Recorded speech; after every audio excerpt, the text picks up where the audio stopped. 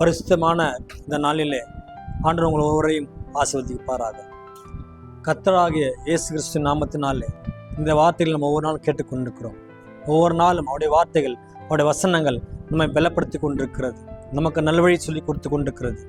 நம்ம என்ன பாதையில் போக வேண்டும், என்ன செய்ய வேண்டும் என்று ஒவ்வொரு நாளும் சொல்லி கொடுப்பது இந்த நம்முடைய வேதம்தான், அவனுடைய வார்த்தைகள் தான். இன்னைக்கு கூட நம்ம ஒரு வசனத்தை பார்க்கலாம். சங்கீத புஸ்தகத்தில் 85வது அதிகாரம் 12வது வசனத்தை பார்க்கிறோம். கர்த்தர் நன்மையானதை தருவார், கர்த்தர் நன்மையானதை தருவார் என்று பார்க்கிறோம். ஆண்டவராக இயேசு கிறிஸ்து இந்த உலகத்திலே நமக்காக இறங்கி வந்தார்.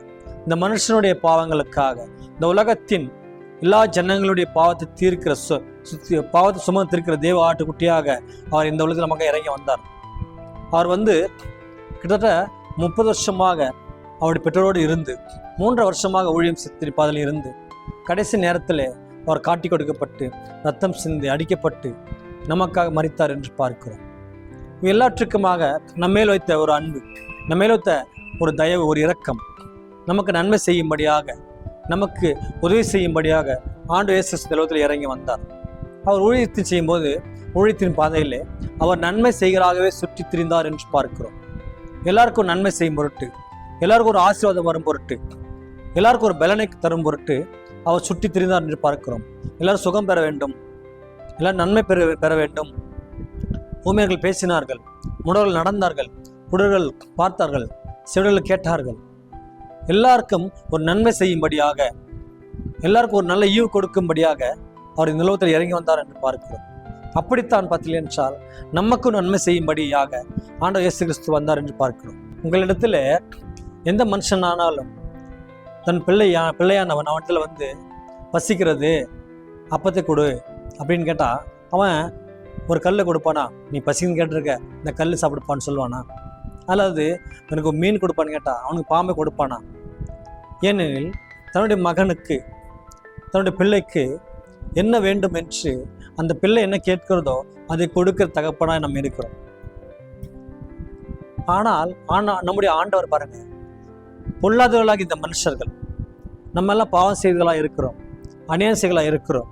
நாம் நம்முடைய பிள்ளைகளுக்கு நல்ல ஈவுகளை கொடுக்க அறிந்திருக்கும் போது, ஆனால் நம்முடைய ஆண்டவர் நம்ம எல்லாம் உண்டாக்கினவர், நம்ம எல்லாம் படைத்தவர், நம்ம எல்லாம் நன்றாக இருக்க வேண்டும் நினைக்கிற நம்முடைய ஆண்டவர் நன்மையான செய்வதற்கு அவர் எவ்வளவு உறுதியாயிருப்பார் என்பது எவ்வளவு நிச்சயம் என்று பார்க்கிறோம்.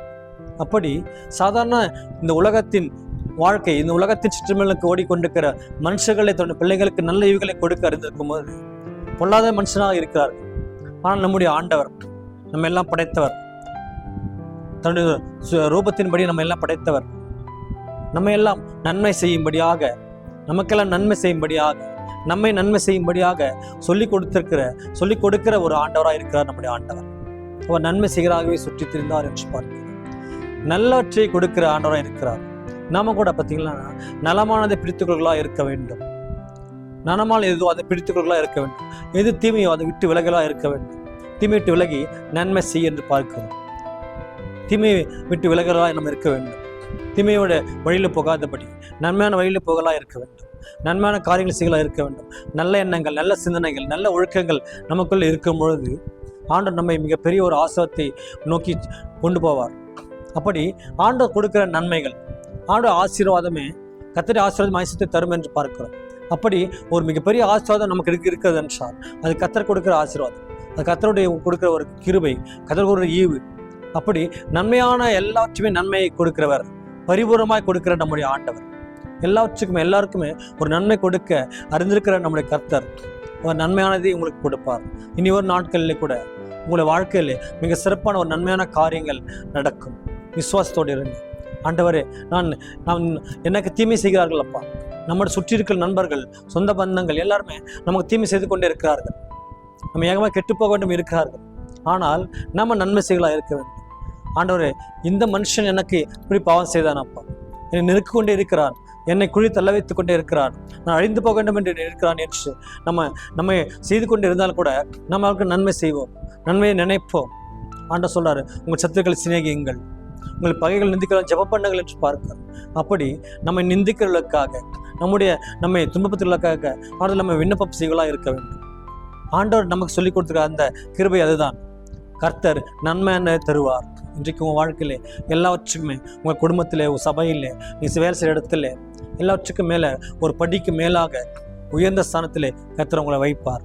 நன்மையான ஈவுகள் கர்த்தர் கொடுப்பார். நன்மையான கிருபைகள் கர்த்தர் உங்களுக்கு கொடுப்பார். நன்மையான நல்ல எண்ணங்கள் சிந்தனைகள் கர்த்தர் உங்களுக்கு கொடுப்பாராக. கேட்கிற உங்களை ஒருவரையும் கர்த்தர் தாமே ஆசீர்வதிப்பாராக. ஆமென்.